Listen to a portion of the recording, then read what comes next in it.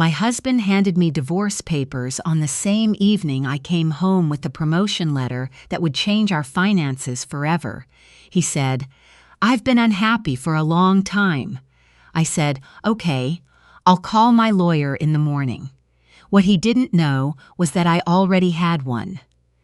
Good evening, dear listeners. I'm Vivian, and I'm glad you found your way here. Before I begin, please subscribe to the channel and leave a comment telling me where in Canada you're listening from, or anywhere in the world, really. These stories travel further than I ever expected.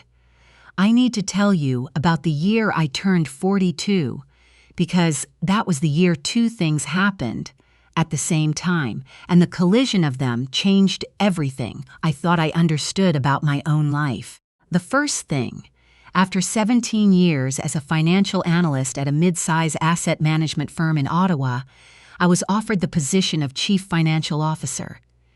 It was the kind of offer that takes your breath away, quietly, not with fanfare, but with the sudden weight of it.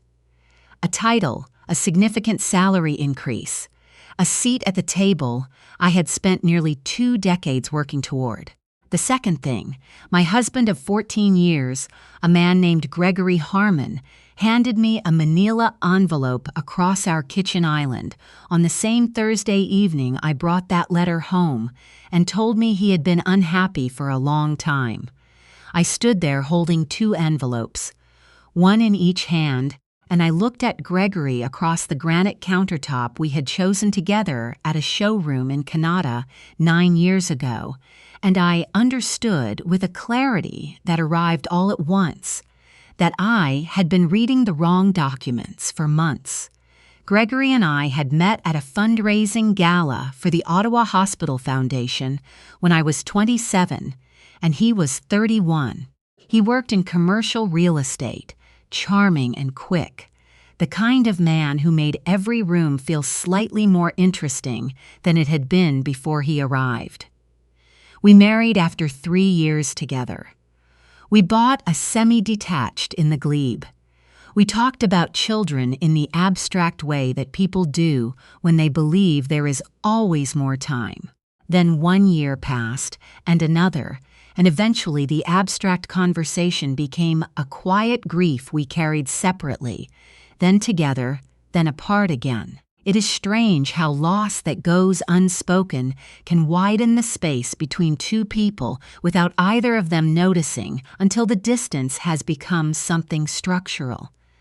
By the time I was 40, I understood our marriage was quieter than it had once been. I told myself this was maturity. I told myself this was what happened when two people had been together long enough. I was busy. The firm was demanding. Gregory had started his own small development consultancy 4 years earlier, and I had helped him with the business plan, with the early capital, with introductions to contacts who might become clients. I had believed this was partnership. It turned out I had been reading that wrong too. The envelope he handed me contained a separation agreement, already drafted.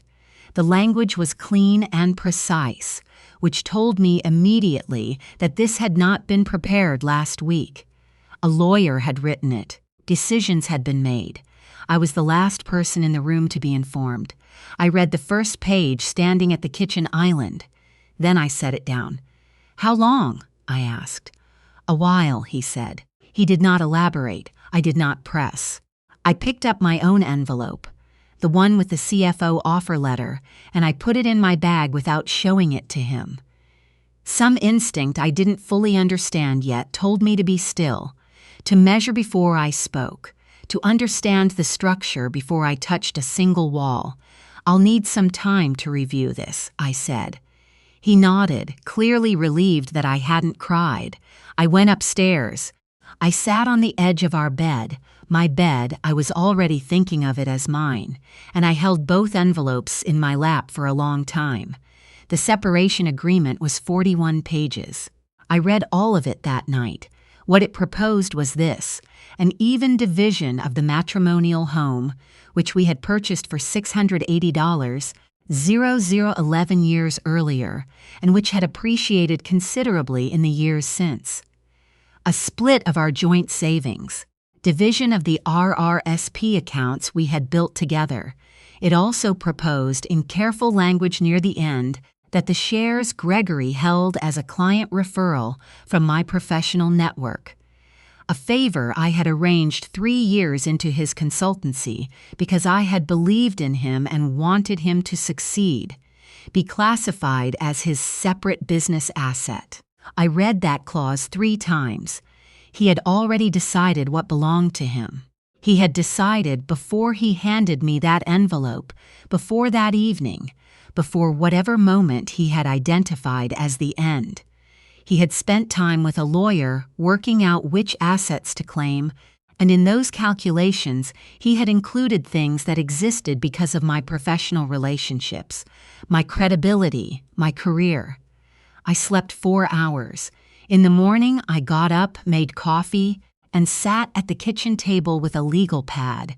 It is how I think. When something is frightening, I make lists. I find the numbers. I locate what is real beneath what is felt. What did I know?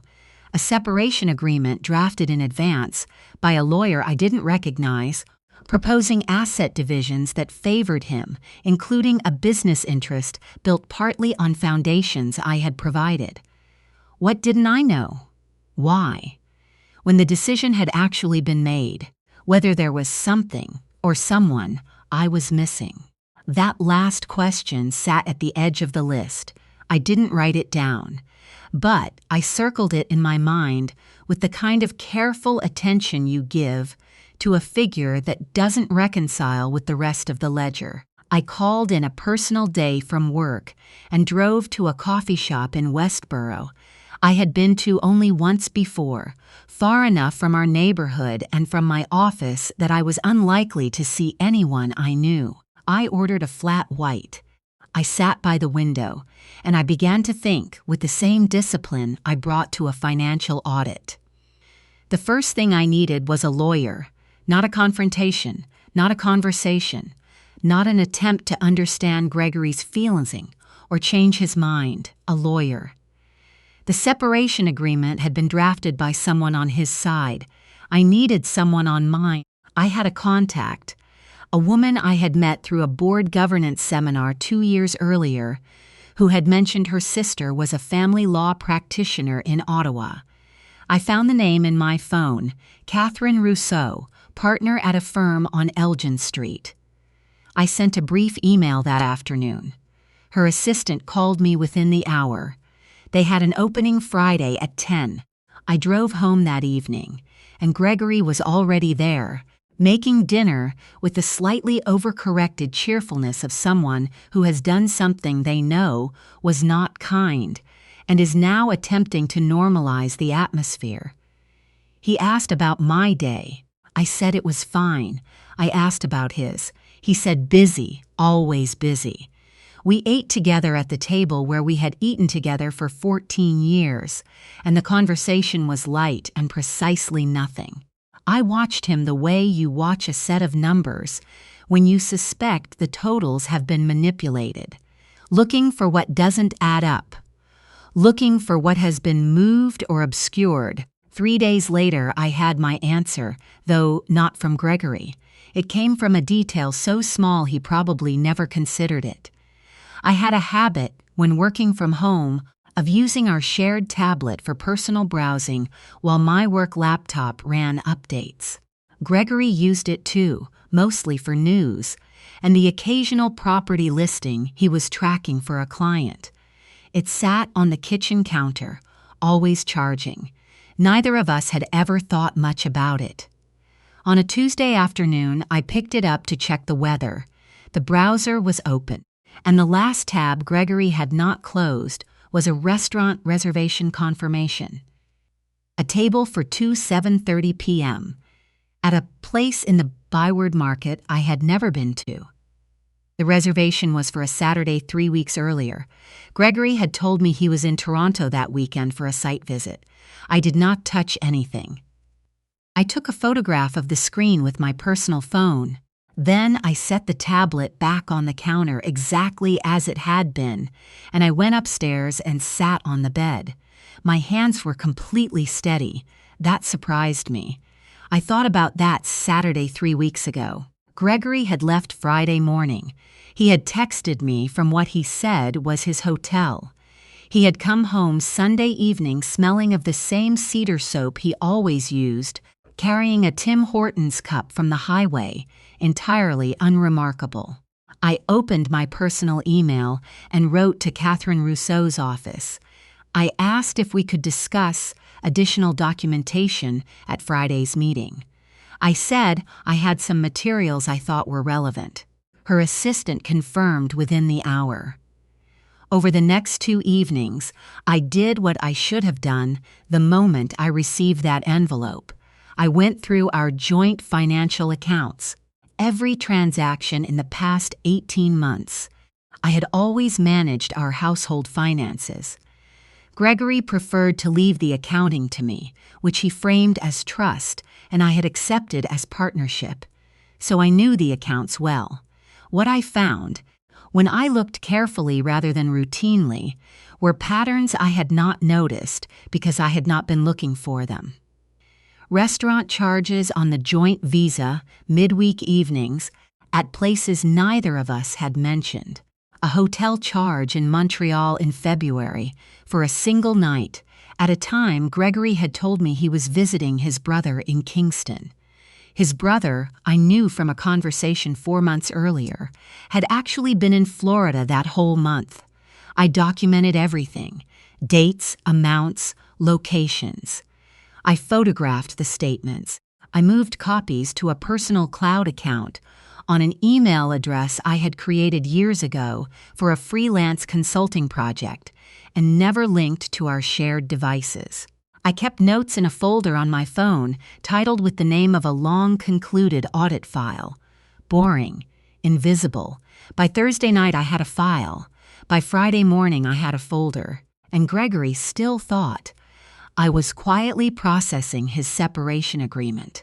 Catherine Rousseau's office was on the 4th floor of a building on Elgin, with bookshelves that ran floor to ceiling and a window that looked out over a courtyard where pigeons moved with great conviction about nothing. She was in her early 50s, with silver-streaked hair pulled back and the manner of someone who had been practicing family law long enough to have heard every variation of this story and still found the details worth paying attention to.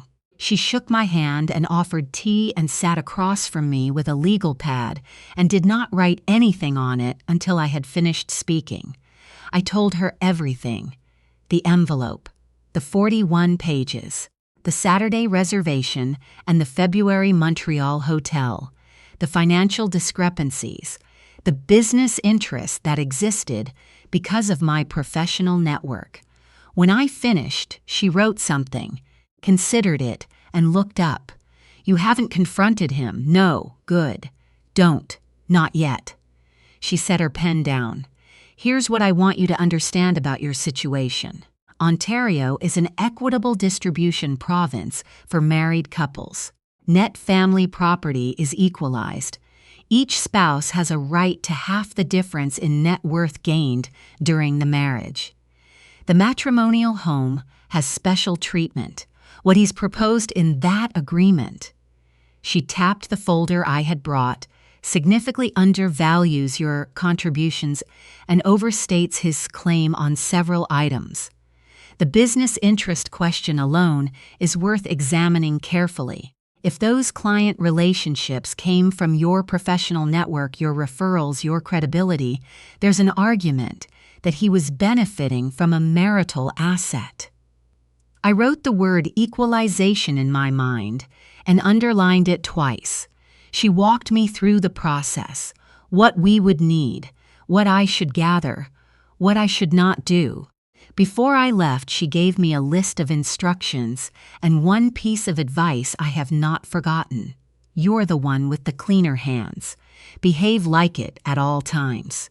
I drove back through Ottawa on a cold February afternoon, and I felt, for the first time since that Thursday evening at the kitchen island, that I was standing on something solid. What happened next I didn't anticipate, and I want to be honest about that.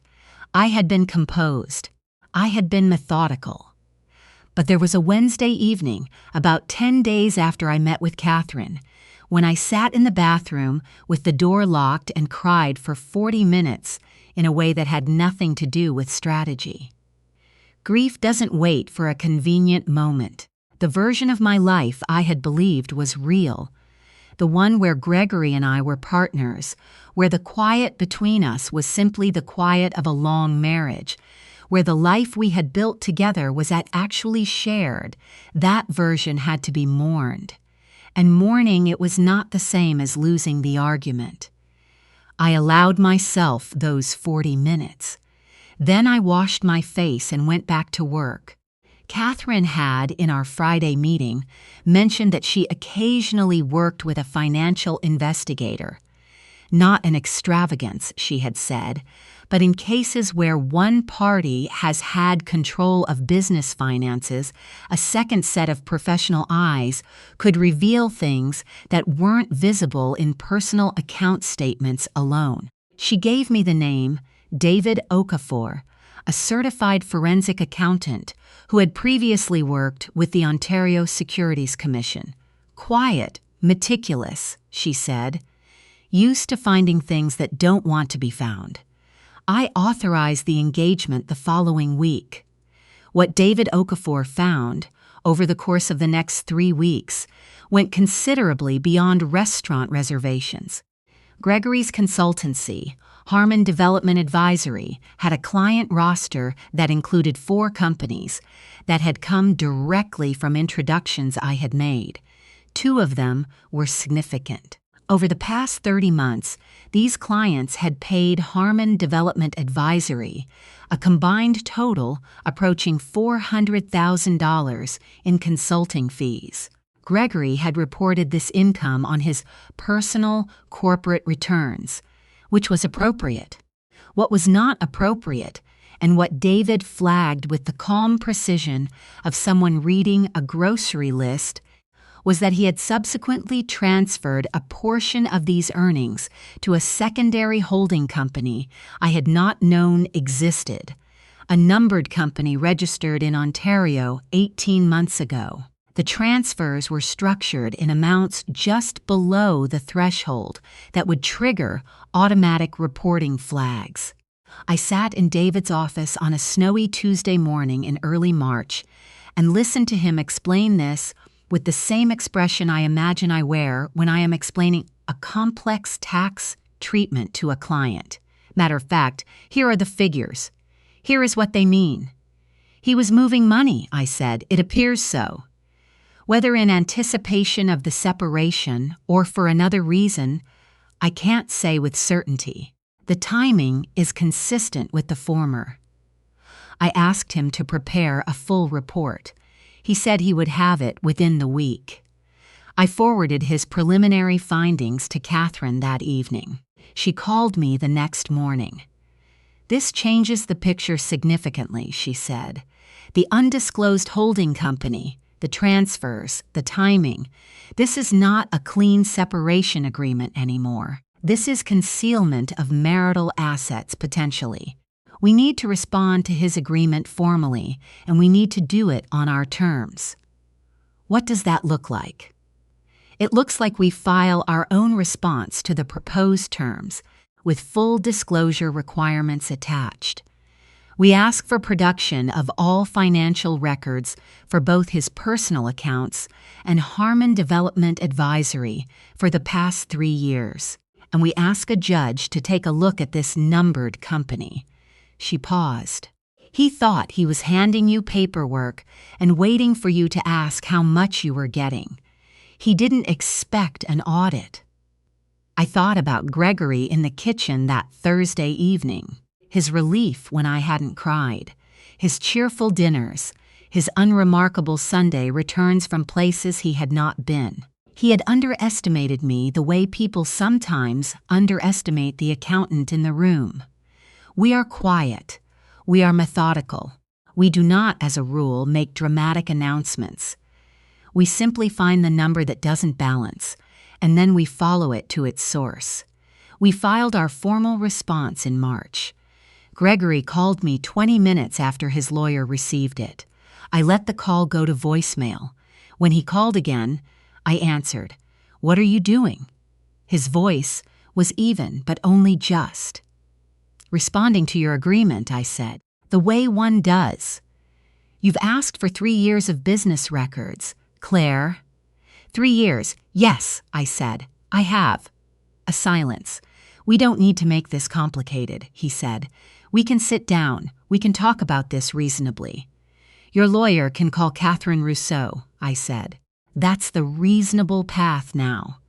He came home that evening with the particular energy of a man who has realized that a situation he believed was under control has developed its own momentum.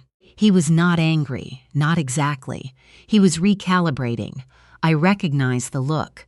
I had seen it in boardrooms when a presentation hits a number the presenter wasn't expecting. He sat across from me in the living room. No script this time. The careful rehearsal he might have done earlier in this process had been disrupted. "I know things have been hard between us," he started. "I know I could have handled this better. You hired a lawyer before you spoke to me," I said. "I was trying to make it easier. I thought if I had something concrete to show you, you thought if you had something concrete to show me, I would agree to it without looking closely." He didn't answer that. "Gregory," I said, and I kept my voice very level. "I know about the numbered company." The room got quiet in a specific way. The way a room gets quiet when the thing that has been in the air for a long time finally lands. He looked at me. Something shifted in his face. Not guilt exactly. More like the recognition that the version of events he had been preparing for had just been replaced by a different one. "That's a business structure," he said. "It has nothing to do with—" "Your lawyer will explain that position to Catherine," I said. "I'm going to make tea." I went to the kitchen. My hands were entirely steady. His mother called the following week. Pauline Harmon was a woman I had spent 14 years trying to like and mostly succeeding, in the way you can like someone who has never quite decided whether you're good enough for her son. She called under the pretext of checking on me. She said Gregory had told her the separation had been hard on me. She said she hoped I was taking care of myself. She said in the careful tones of someone who has been briefed that she hoped we could handle this as a family. "I appreciate you calling, Pauline," I said warmly. "Gregory has worked so hard to build something," she said. "His business is his life. I would hate to see years of effort complicated by—" "By what?" I asked pleasantly. A small pause. "By misunderstandings," she said. "Of course," I said. I wouldn't want that either. After I hung up, I added the call to my log. Date, time, content. The framing of Gregory's business as something I might complicate. I forwarded the note to Catherine with a single line. "For context," she wrote back. Good. The mediation session was held on a Thursday morning in late March in a neutral office space on Bank Street, with a view of the canal. Gregory arrived with his lawyer, a man named Kevin Stroud, competent and thorough in his preparation, but conventional in his approach. Gregory was dressed carefully, open collar, no tie, the studied casualness of a man who has been told to appear reasonable. He did not look at me when he sat down. I recognized that. It is what people do when they are afraid of what their face might give away. The mediator, a woman named Francine Beaumont, opened with the standard framing. "We were here to reach a mutually agreeable resolution. Both parties had the right to speak. The goal was a settlement that reflected the actual marital situation." Catherine had prepared meticulously. She had a way of presenting financial information that was technically dense and emotionally precise at the same time. The numbers told a story, and she had arranged them so that the story was impossible to misread. She began with the matrimonial home. Its current assessed value, the equity built over 11 years of joint mortgage payments, the early years of which had been primarily funded by my salary while Gregory was establishing his consultancy. She presented the proportion of those payments, documented. Stroud offered a counterpoint. Gregory had contributed time and expertise to the home's renovation, which had increased its value. Catherine acknowledged this and then placed, on the table between us, the financial records showing that the renovation had been funded almost entirely from my RRSP withdrawal and a personal line of credit in my name. Then she placed David Okafor's report on the table. She walked through it methodically. The 4 client referrals, the combined consulting fees, the timing of the transfers to the numbered company, the structure of those transfers, the 18-month-old registration date, which corresponded with what David had identified through publicly available business filings, as a period when Gregory had begun consulting a commercial real estate agent about properties in a specific price range. Not client properties, residential. Stroud leaned over and spoke quietly to Gregory. Gregory's jaw moved. He was looking at the report. "Mr. Harmon," Catherine said with perfect evenness, "can you describe the purpose of this holding company?" "Asset protection," Gregory said. "Standard business structuring, and the timing of its establishment, routine." Catherine placed a second document beside the first. The registration date, a text message, retrieved with Gregory's knowledge and consent as part of standard disclosure, between Gregory and an unknown number, dated 10 days before the company's registration. The message read, "Want to make sure things are properly structured before we move forward. My lawyer says start now." Stroud put a hand on Gregory's arm, a moment too late. The unknown number, Catherine said, had been identified through David Okafor's investigation as associated with a woman named Amanda Chang, who worked in commercial leasing at a firm in Centertown, the same industry as Gregory, documented as a contact in his professional calendar for the past 14 months. Gregory looked at me for the first time since he had entered the room. It was a look I recognized, not guilt. Something more complicated. The look of a man who had built his plan on the assumption that the floor was solid and has just discovered it was hollow under every step. Catherine was still speaking. She was explaining in clear and measured language that what the documentation showed was not simply a marital breakdown, but a deliberate and structured attempt to reduce the apparent value of marital assets prior to a separation that had been planned in advance, using a business structure built in part on client relationships originating from a spouse's professional reputation.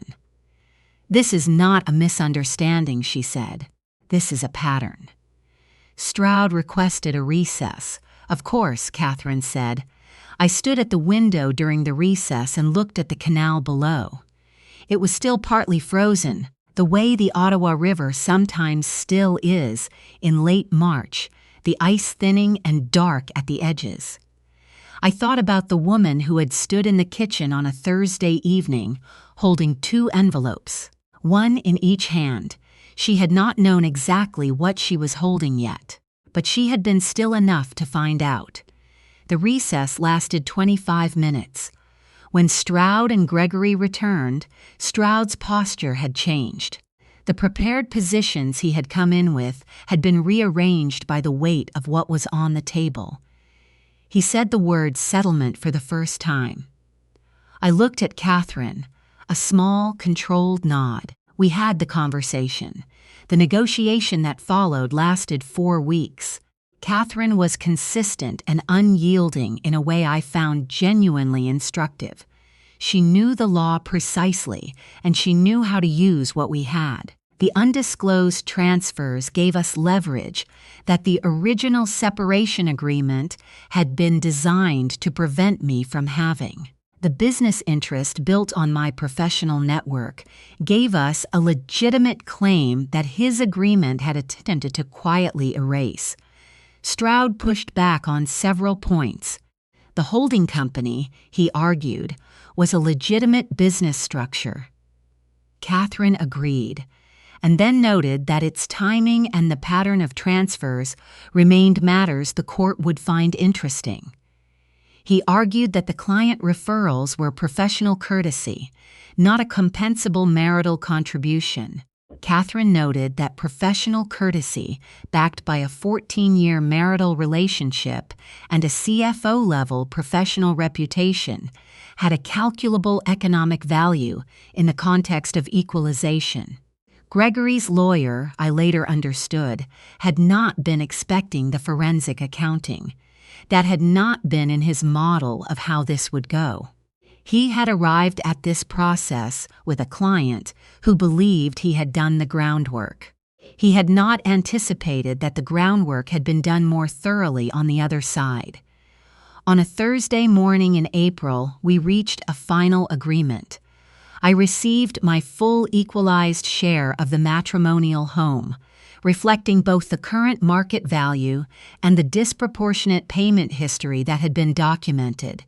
I retained my RRSP accounts in full. I received a compensatory payment reflecting the economic value of the client referrals that had contributed to Gregory's business revenues during the marriage. The numbered holding company was required to produce full financial disclosure, and a portion of the assets held within it were included in the equalization calculation. Gregory also agreed to a transition provision that removed his access to the professional contacts I had provided introductions to during our marriage, formalized through a non-solicitation clause that Catherine had included in the final agreement, and that Stroud, notably, had not fought hard to remove. That last detail told me everything I needed to know about how clearly Gregory now understood his position. I signed the papers on a Thursday. Catherine shook my hand at the elevator. "You were an excellent client," she said. "You brought me what I needed, and you stayed composed when it mattered." "I had an excellent lawyer," I said. She smiled, briefly and genuinely. "Yes, you did." I drove home through Ottawa on an April afternoon. The city was finally becoming spring the way it does in Ontario, in sudden, decisive bursts after months of gray resistance. I drove past Dow's Lake, where Gregory and I used to walk in the summers, past the coffee shop on Wellington, where I had gone every Sunday morning for 8 years, past the canal path where the tulips would be arriving in another few weeks, as they did every year, regardless of everything else. I pulled into the driveway of the house that was now mine. I sat in the car for a moment, as I sometimes do when something important has just finished and the silence needs a beat to settle. What I felt was not triumph. I want to be clear about that. When you fight for something that should never have been taken from you in the first place, the feeling at the end is not victory. It is more complicated than that. There is relief, the deep physical kind that lives in your shoulders and your chest. There is grief for the version of things that should have existed. And there is something else, a kind of altered knowledge, an understanding of yourself that you did not have before, that you would not trade for anything, and that cost more than you expected to pay. But underneath all of it, there was something else, something quieter. The CFO offer letter was still in my bag. I had accepted it 2 weeks earlier on a Tuesday morning, sitting at the desk in my home office with a cup of coffee and a view of the backyard where the first green was beginning to come up through the old snow. I had sent the signed offer back without telling anyone but my closest friend, a woman named Sophie Tremblay, who had known me since we were 23 and studying finance at Carleton, and who had driven to Ottawa from Gatineau on a Saturday in February with groceries and a bottle of good wine and the specific gift of not saying the right things, just being present while I said the difficult ones. I went inside. I put the kettle on. I stood in the kitchen of my house, the house that was fully and only mine, and I looked out the window at the backyard in early April. Gregory Harmon had arrived at this separation believing he had prepared thoroughly. He had a lawyer, a drafted agreement, a business structure, a plan.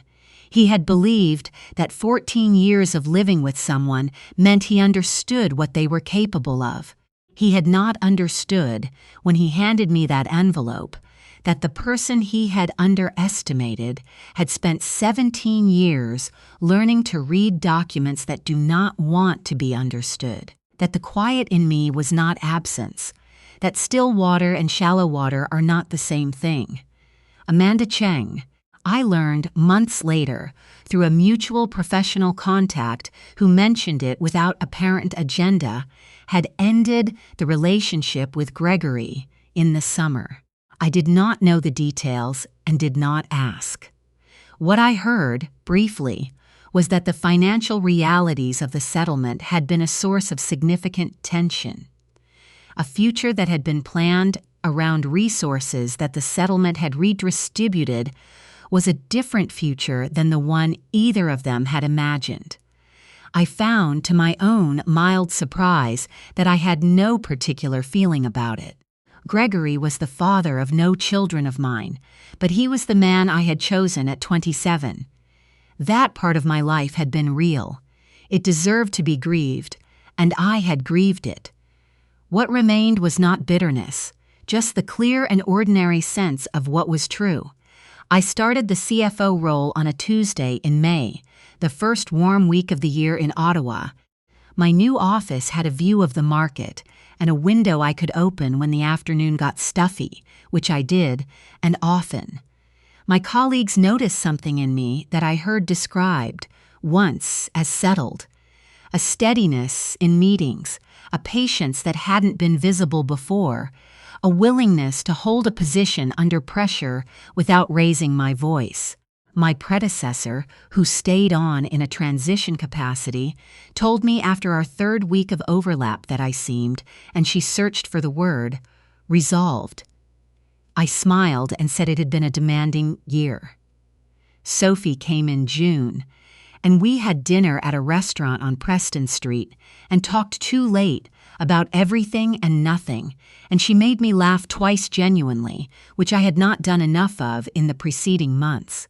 On the walk home, she said something I have thought about since. She said, "You're different, but not in the way I expected. I thought you'd seem harder. You seem lighter." I thought about that for a long time. I think what she was seeing was the weight of a story I had stopped carrying. Not the marriage itself, not the grief of it, but the story I had been telling myself about it for years. That the quiet was fine, that the distance was normal, that the man who had somehow become a stranger across the kitchen island had once laughed a real laugh at a barbecue in the glebe, and that was enough to hold on to. I had released that story. And releasing it, it turned out, took up less space than carrying it had. The tulips came up that spring by the canal the way they always do. Thousands of them, red and yellow, and a particular shade of deep purple that always looks slightly unreal. I walked by them on a Saturday morning in May, coffee in hand, and I stood there for a while looking at them the way you look at something you've seen so many times it has become invisible, and then one day you actually see it. I had walked into the worst year of my adult life, holding 2 envelopes. I was walking out of it, holding the right one. The work ahead was demanding and specific and entirely mine. And I found, standing by the canal in the spring light, that I was more than ready for it.